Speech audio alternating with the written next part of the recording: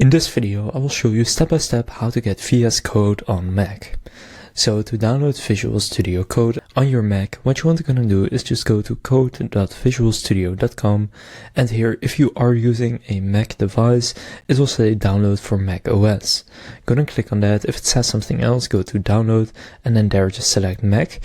Now you're going to have Mac OS 11.0 plus, so just gonna click on download, and from there a download will start. So it's a zip file and I already have one, so you're just gonna open it once it's finished downloading.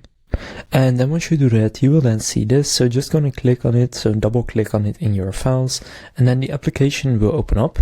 Now it will ask if it is an app download from the internet, are you sure you want to open it?